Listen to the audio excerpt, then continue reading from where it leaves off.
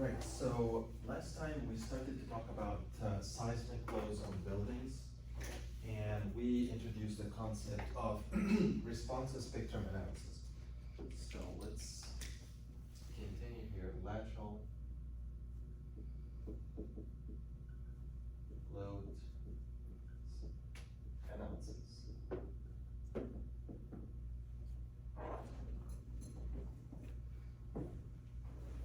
Okay, so what we were doing over the last lecture, we are trying to identify the seismic loads on buildings, okay? So the same way that we did with gravity loads, like for example, we said if we are designing a building for gravity loads, we need to identify the flooring weight, and we decided this flooring weight is 150 kilograms per meter square, or the live load, any one of these loads that has a quantity. Same thing we want to do it with earthquake. So if we have an earthquake is hitting a community like Miami or LA, so let's assume that this is an LA and it has a bunch of buildings, which is hundreds of thousands of buildings. Some of them are 2 stories, some of them are 1 story, some of them are like 30, 40 stories, so there's many buildings in this community, okay? And assuming that we having an earthquake happen here and is hitting this community, and this earthquake has time history, which is t, as a t versus the acceleration of the earthquake, something like this, right? But usually, like when we talk generally about earthquakes, as soon as you get farther from the epicenter of the earthquake, the intensity of the earthquake getting less. So this is not that constant, okay? So let's assume that we have a constant earthquake, I mean like one earthquake, like this pattern, is hitting this community with this time history, like this is how the ground acceleration over time look like. Each one of these buildings has a stiffness, has masses, so they have different stiffnesses and different masses and different capability to damp the force of the earthquake. So when we talk about mass and stiffness, what impacts the mass of the building? Like how we characterize the mass of the stiffness of the building and the mass of a building. The stiffness is usually coming from the columns and the shear walls that can't resist the earthquake. The mass is usually coming from the heavy element inside the building, which is the slab system. This is the most heavy part of the building, is the slab. Columns is not as heavy as the slab system, okay? So assuming that each one of these buildings has different masses and different stiffnesses, we came across last time that the mass and stiffness impact the fundamental period of the structure, T. So if this is building 1, so this is T1, this is gonna have T2, T3, whatever. And then we identified the concept of responsive spectrum, and I told you how is the concept of responsive spectrum is coming from. So it is a relationship between the fundamental period of the structure, T, and the spectral acceleration. We can say SA, spectral acceleration, and it's something like this. The relationship is generalized or idealized as a shape like that, something like this. And I told you where this is coming from, how the scientists were able to solve the equation of motion of the building to come up with this shape. So basically, if you know the fundamental period of a structure, you go in this curve and get the acceleration of the structure. Okay, so why do we do all of this? So when we design for earthquake, we need to find the most important thing, like if you have a building, something like this,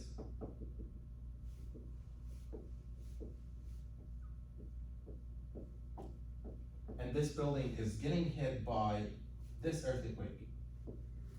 And I'm talking about the acceleration of the ground acceleration, something like this.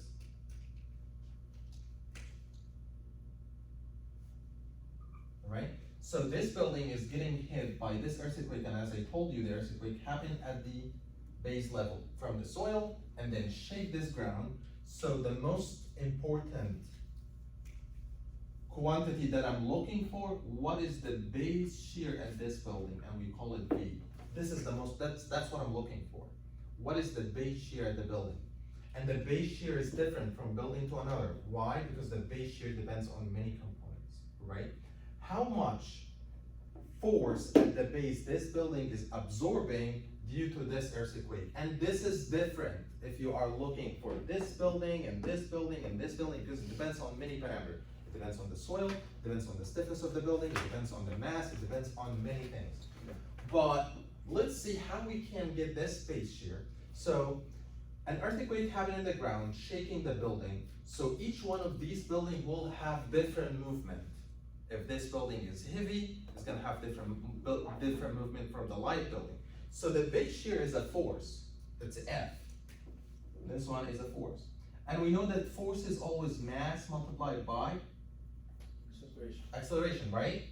So if we know the mass of this building, and if we know how much acceleration this building is going with, we will able to multiply the mass by the acceleration and get the value of the base shear, right? That's what we are looking for, this value. So for the mass of the building, that's very, very easy. I know the stress, I know the weight of the concrete that I'm using, like the gamma, it's 2.4 meter cube, ton per meter cube. And I know the volume of the materials that I'm using, so it's easy to get the mass. But the codes use different masses. It's called effective weight.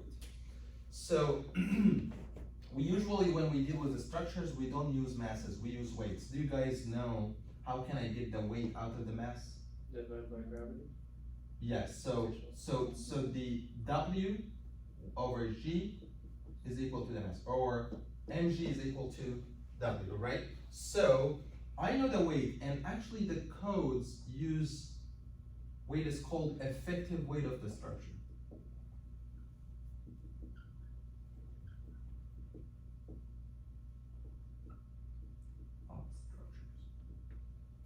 Right? Okay, so what is the effective weight of the structure? The thing is that we have many loads on the building. We have dead load, we have live load, we have flooring.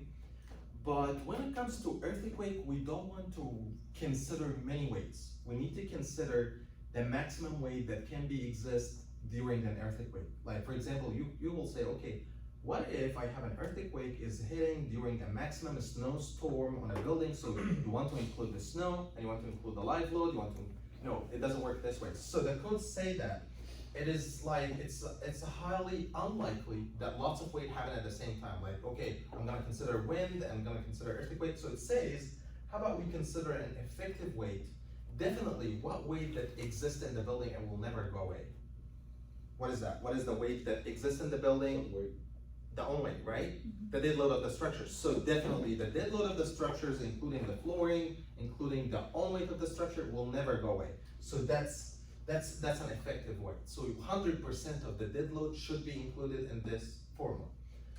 The codes come across, how about other weights, which is the live load. So usually earthquakes happen when people are there, but the live load is very, it's not high compared to this. So usually most of the codes recommend that you use 25% of the live load, because when we develop the design loads for buildings, we design for optimal loads, like all the floors is loaded by people and loaded with chairs and loaded with all the live loads possible. But when an earthquake happens, we assume a specific percentage. However, there's some cases that live load will not go away. Like if you have a storage area, like okay, if you have a library, so the books will still there, it's not gonna go away. So sometimes we consider 100% of the live load. So it depends on the use of the building. Okay, so the effective weight need to be defined, and actually in ETABS, the effective weight is something called, we go to ETABS, like here, ETABS. This is called mass source. In ETABS, we go define something, it's called mass source, and basically we ask ETABS when we do seismic, you consider a specific source of mass, which is the dead load and percentages of other load, like live load, whatever loads that you have, and you are gonna include it in the effective weight, okay? So W here is the effective weight, okay? So right now we knew M. The next part, how about the acceleration? If we know the acceleration right now and multiply by M, we will be able to get how much base shear on this building. So the acceleration, basically we use the responsive spectrum. So the responsive spectrum that we defined last time, it basically asks you for a few things to get the fundamental period of the structure. So if you have a structure like this, as we talked last time, based on the stiffnesses of the building, like like here this is mass of this story, mass of this story, and you have K. Each story has a stiffness, and each story has a mass, like K1, K2, up to Kn, and this is M1, M2, up to Mn. So this is my story. I can simplify this, as we talked last time, to only one equivalent mass and one equivalent stiffness. And we came across that there is a formula, T equal to 2 pi root mk, all right? So for this formula, and we talked that if the stiffness is very, very high, the periodic time is gonna be very, very low. If the mass is high, the periodic time is gonna be high. So once we know the mass, once we know the stiffness of the structure, we can get T, and from T, we can enter in the responsive spectrum, and we can get the acceleration of the structure. Once you get the acceleration of the structure, you can use it in this formula to get the base shear on your building. So this is basically how it's working. Like theoretically, but codes, we are gonna talk about codes in a little bit, how standards handle the earthquakes, okay? But that's actually what we are looking for. We are looking, if an earthquake is hitting a community, each building is gonna have a base shear, like it's gonna have a force at the base. And once the force hit the base, like if I have, this is my building and I have a force is hitting the base, my building is gonna make like this. So this force is gonna transfer from the base to the stories. Why? Because if the base is having a force and this base is moving with an acceleration, I have masses is moving, right? So this mass is the force at the base is getting distributed at each story. And the story that is like away from the base, much away, it has more force because it has more inertia to make force, okay? All right, so that's basically how I get the base shear. But right now, I want to talk to you about a concept that our standards are using to decrease this base shear, or when we design elements for this base shear. So I'm gonna talk about reduction factor.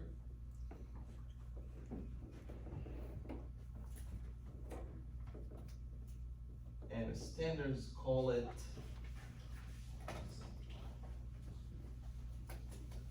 it's called response modification coefficient.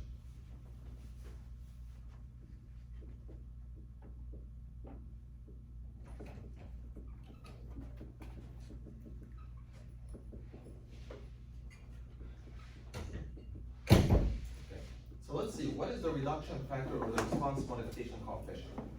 Okay, let's assume that we have this building is getting hit by this earthquake.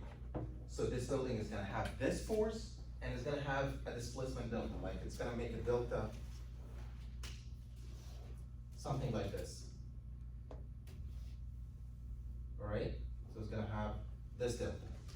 If we plot the relationship between the force and displacement, is gonna be something like this. So let's put delta on the x-axis, let's put the force on the y-axis. Assuming this building is in elastic state, what do I mean by elastic state? Assuming that an earthquake is hitting the building and this delta is elastic, what does it mean?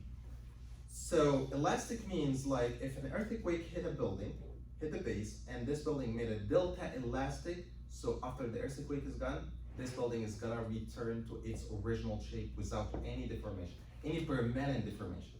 Like no cracks happen, nothing happened, so it will be still in the elastic shape. So the relationship will be something like this.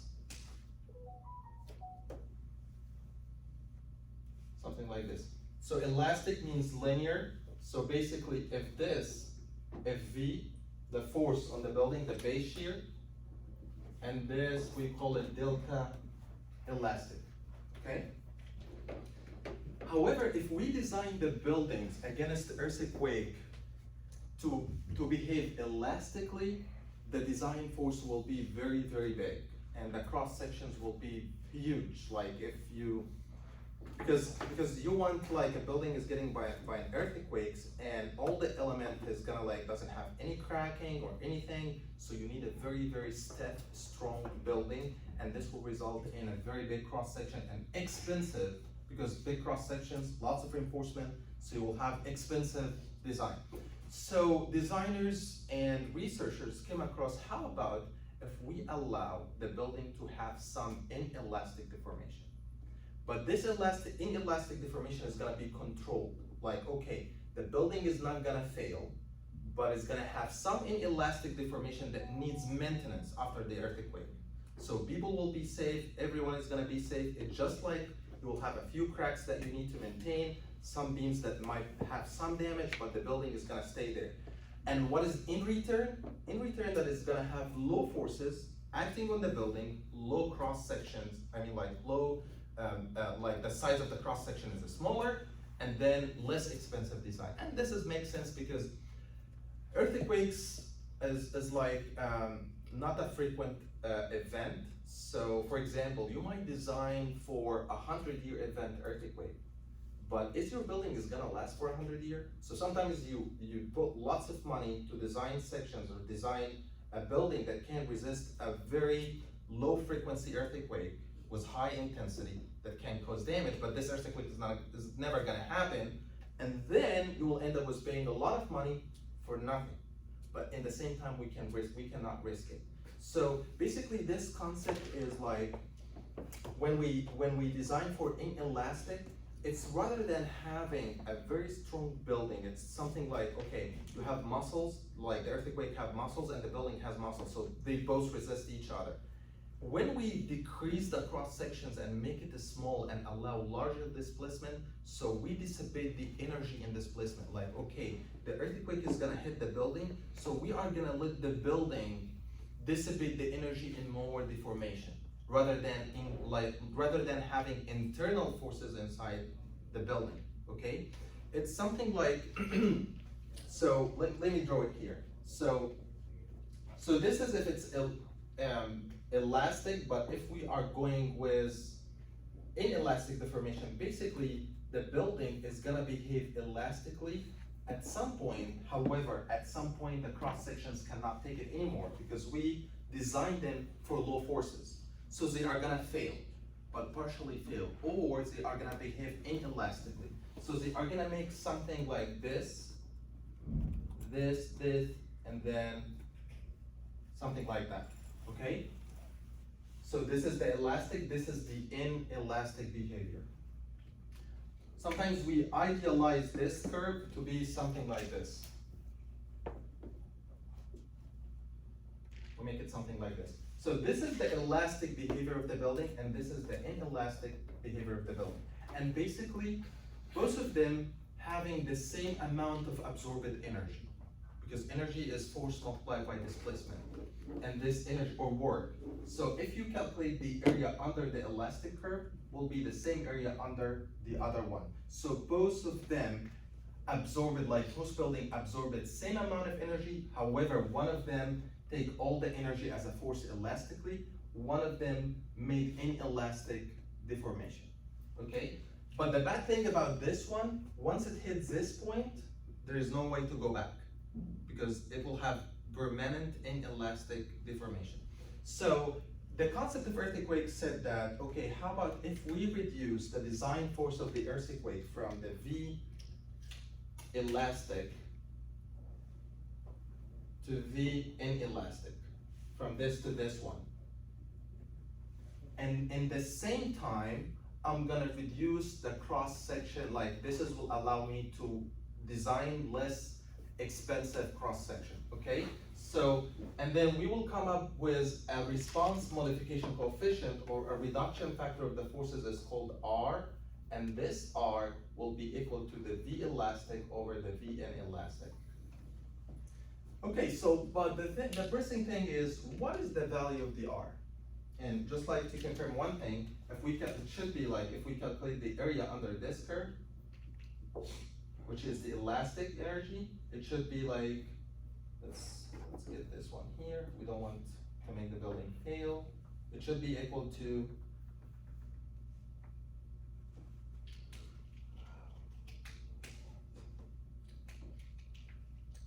the area under the idealized curve, something like this, okay? So both of them absorb the same energy, but one of them has all elastic and the other one has part is elastic and part is inelastic. Okay, so let's get back to our discussion. So we have R is a reduction factor, V elastic and V inelastic, the ratio between them. So what should be the value of R? So let's assume, like, let's talk about what can control the value of R, that make it high or make it low. What do you guys think? How R can be very big or very small?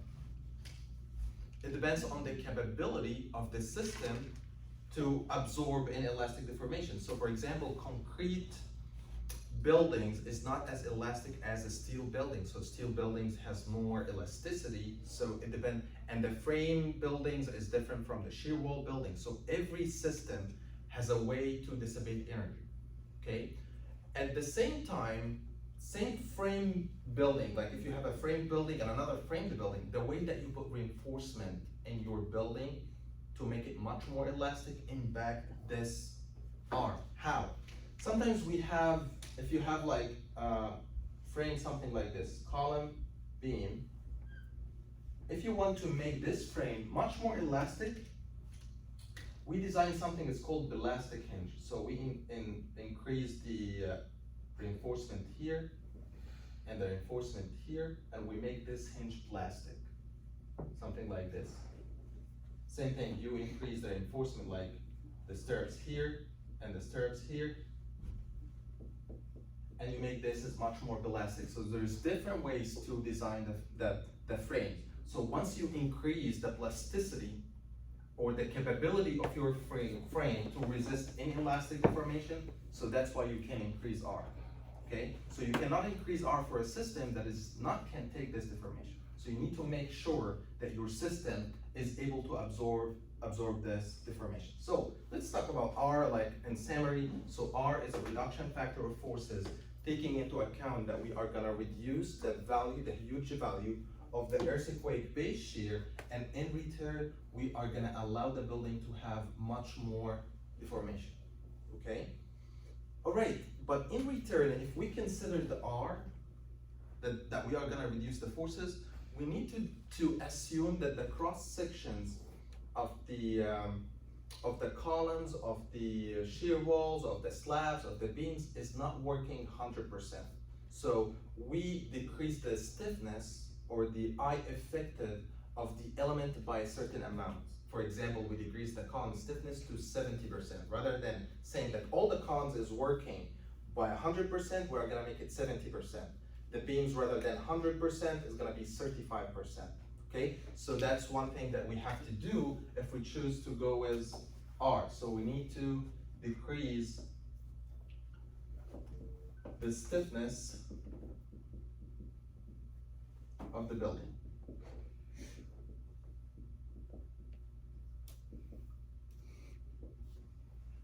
Okay, so that's for design forces. If we need to design the forces for our structure, like if we have columns, shear walls, if we need to design the whole structure to resist these forces, like this base shear, this V. Okay, so let's come to the displacement. So if we have displacement, so R is used when we design for forces. So when we calculate like the moment, the shear, the bending moment, everything, so we need to divide the forces of the earthquake by R. So but when we calculate displacement, we need to use the actual building characteristics. Like, okay, I did all of that so that I can decrease like I can design for less forces. But when it comes to displacement, we don't consider R. And we need to use the full stiffness of the building. So when we design for earthquake, we create two models. One is called seismic to design cross section, and the other one is called seismic drift, if we want to calculate displacement. The first one has R and has decreased the stiffnesses for the building element. The second one is the actual building without R and without decreasing the stiffnesses. Okay? Alright, so that's actually the concept behind the responsive spectrum. The concept behind how we calculate the base shear of our structure. So once you calculate the base shear, you are not done with the analysis because you need to transfer this base shear to each one of these stories. You need to calculate how much force each story is going to take, because once the base is shaking, all this slab is going to be thrown away. So we need, if this slab is moved, if this slab, for example, make a displacement delta x at a height x, so that means that it made a velocity vx and it has an acceleration ax. So there's an acceleration here that makes this slab is moving this way. And once there is an acceleration, that means there is a force made this acceleration. So there's a force here. So basically, the forces is something like this because we have larger displacement here, so definitely there's larger force here. Same thing here, same thing here, same thing at each one of these stories.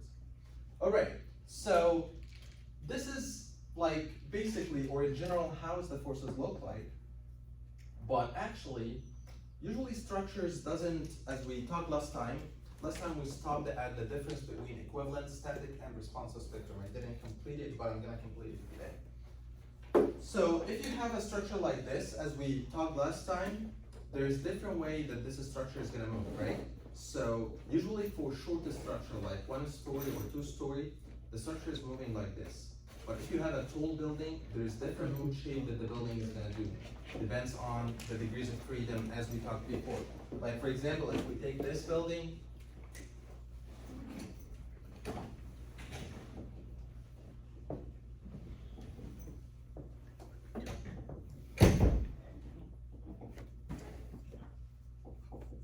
so let's assume 5-degree freedom building.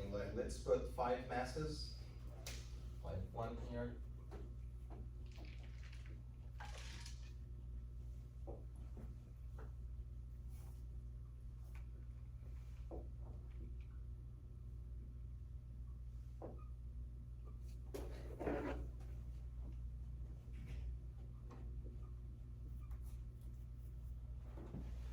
As we talked before, that the buildings has mood shapes that it can happen. So basically the fundamental mood shape that we talked about, or the mood shape that dominate the motion of the building, is the building is gonna move this way, right? It's gonna make this and come back. And we said that the time that needs this building to go this and make this and come back to its original location, what is the name of it? The fundamental mood shape. So we call it TF or TA, or the fundamental mood shape.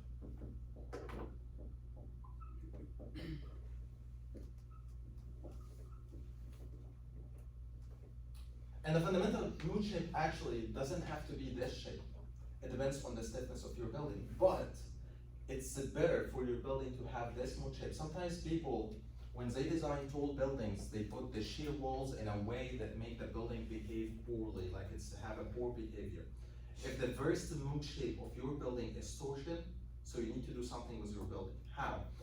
For example, let's assume that this is the plan of your building, and you have a building this way, and you put a shear wall here. Let's assume that this is my water bottle is the shear wall, and this is a story in your building. And once the earthquake hits your building, what is gonna happen? This building is gonna shake this way, around this shear wall, because there's a very, very stiff element here, and nothing here, so it's gonna make this way. So that's a poor behavior of the building. We need to avoid as much torsion as we can on our building. We don't want to have torsion, because once you have torsion, you add more shear on your element, okay? So the best behavior of our building is just moving this way, like only shear without torsion, or this way. So torsion exists, but it doesn't have to be the worst mood shape or the most probable mood shape, because once the torsion is gonna happen, And if you didn't design your columns for torsion, the building is gonna fail. So you need to check for torsion in the very smooth shape. So that is the best moon shape that's gonna happen as a very smooth shape, either in X or Y. So it can be, the building can be moving this way or can be moving this way like that. But it's gonna rotate as a very smooth shape, that is not recommended. Okay, and how torsion is gonna happen? From the poor distribution of the shear walls, that you put a very, very stiff element. Sometimes you find some architects, when they design, they have a building like this, and he decided to put the elevators here, and you put a shear wall here, something like this. So when you have an earthquake hit this way, this building is gonna shake around this core shape, so it's gonna make something like this.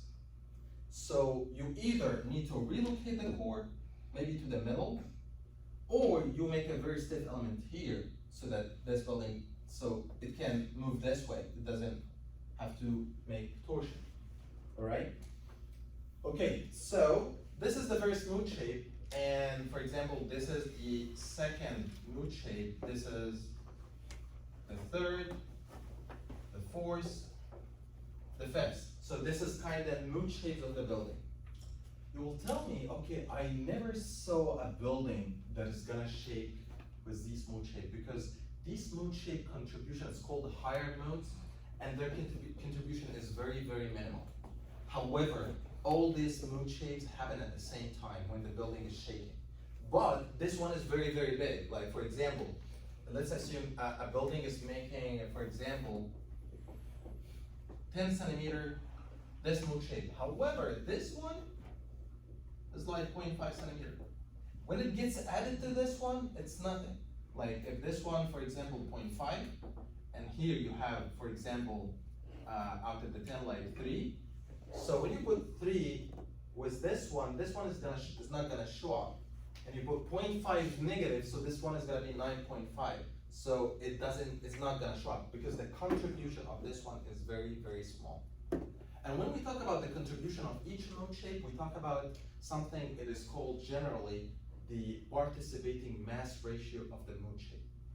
So for example, the participating mass ratio of this mood shape usually around 80%.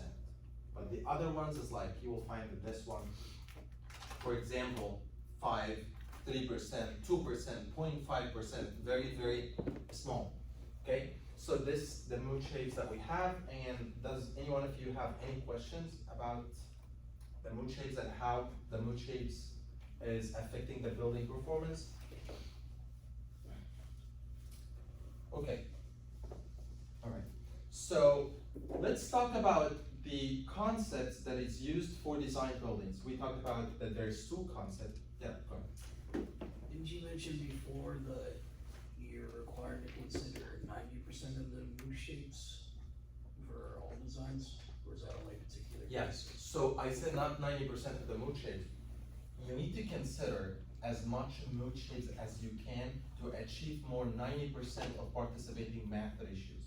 So for example, if this mood shape is giving you, so let's say that this is mood shape T1, T2, T3, up to Tn. This one is moving or contribute to moving 80% of the mass. This is not enough to pursue your calculation. You need to include much more mood shapes. This one is giving you 5%, it's still 85.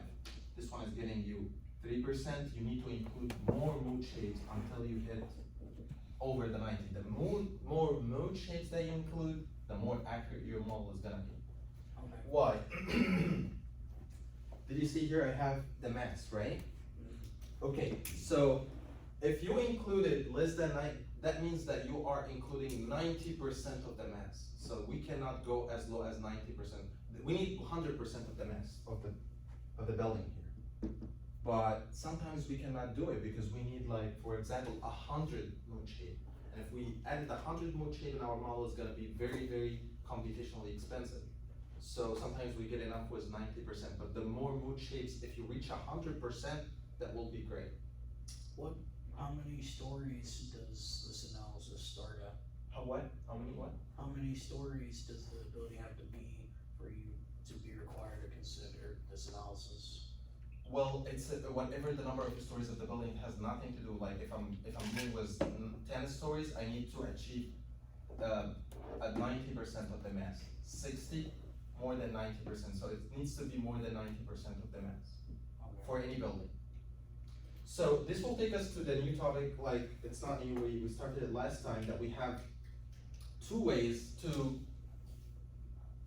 distribute this force, this base shear, because we are not done yet. So I told you that our target from seismic design is to find this base shear, and this base shear starts from first is that you find the effective mass of the building and you find the acceleration. The mass is very easy. We can calculate the mass of the building, dead loads and live load. The acceleration is coming from the response spectrum. You get with the T, and then you can get the acceleration. But once you get V, you will get to the next point, is how I can distribute V over the building. Okay, so the first method that we have here, equivalent static mass. Number 2, full response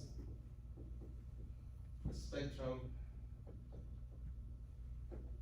map. So this method says that we are going to consider that all the building mass is behaving with the first mode, and I'm going to neglect all the other modes. So if you have a building like this,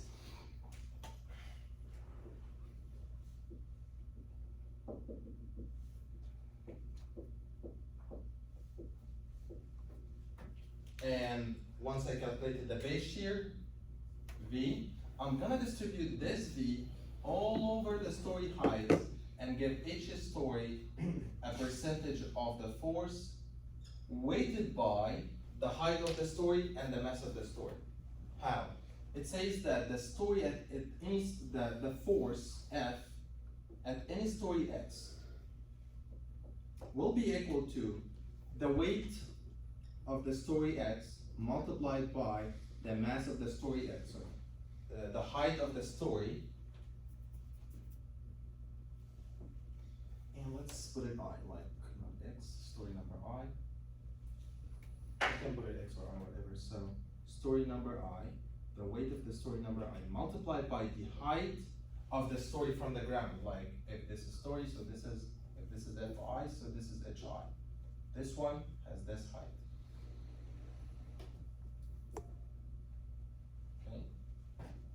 Over the sum of all the weights of the story multiplied by the heights of the story.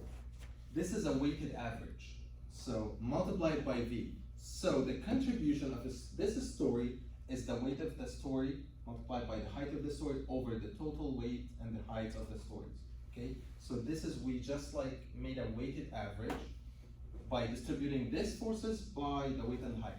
However, the codes got changed over the years to add something that takes some contribution of the higher modes. Tells you, what if we included the height to the power x, and this x depends on some factors, so that we can make this distribution not linear, something, it will end up with be something like this.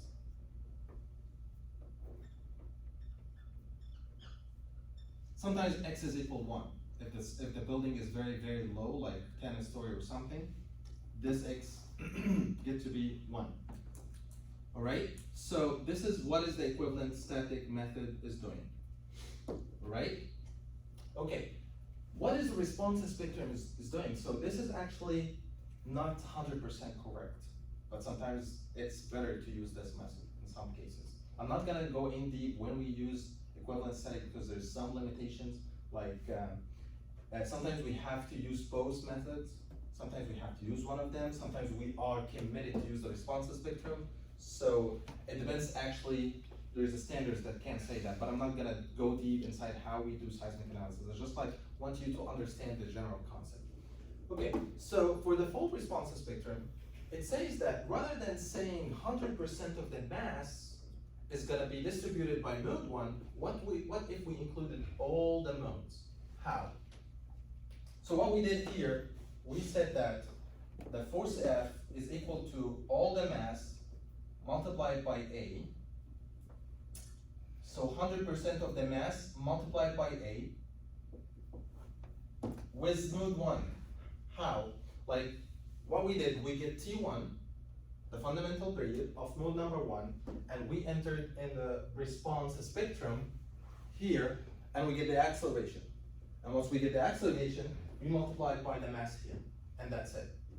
However, for response spectrum, you have many mood shapes. Each mood shape has different period, right? Have T1, this one has T2. So each one has different acceleration. So if the building is moving this way, it has different acceleration from the building that is dancing like this, okay? So this one has T1, the same thing, you go with T1 in the here,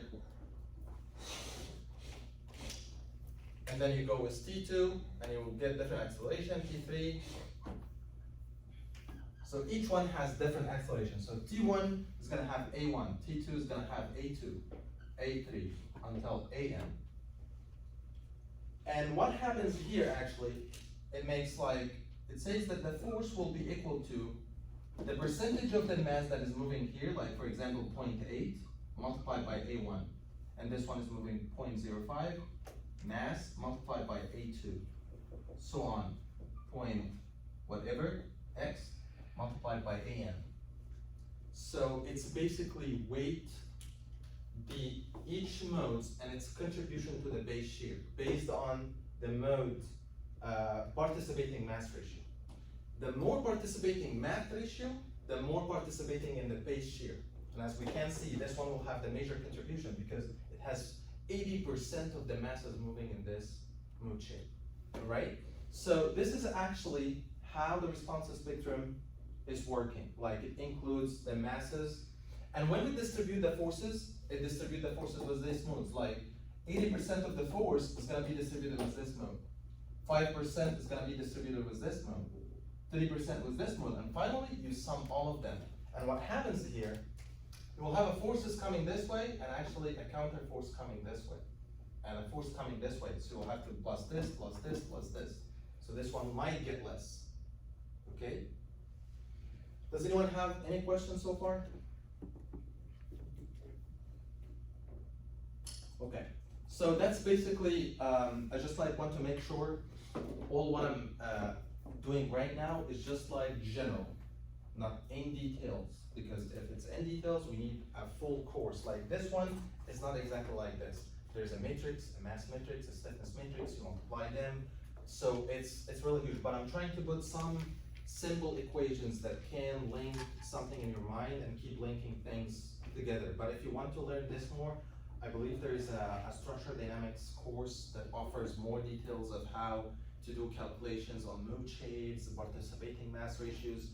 You will do lots of matrix analysis to calculate, do eigenvectors analysis to get these moods. So it's much more details than this. But I try to make all of this as simple as much as I can so that we can run the project that we have. In our project, we are going to use equivalent static. However, for tall buildings, we are not supposed to use equivalent static. We use responsive spectrum. Okay, but I'm going to make it much more simple because the project is not a design project. I just want you to get some parameters to see the impacts of the tube system. We just like all what we need a lateral load in our building and see how the building is performing in terms of lateral drift, in terms of the tube system performance, the shear lag, inter-story drift, and all these parameters. It's not a seismic course. All right, so I'm gonna do a few things here.